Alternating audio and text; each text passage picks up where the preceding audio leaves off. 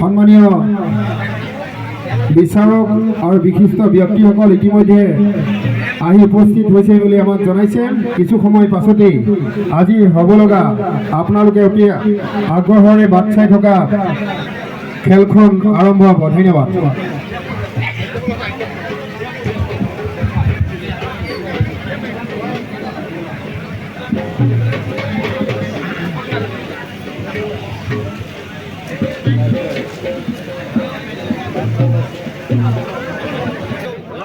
ticket নিব লাগিব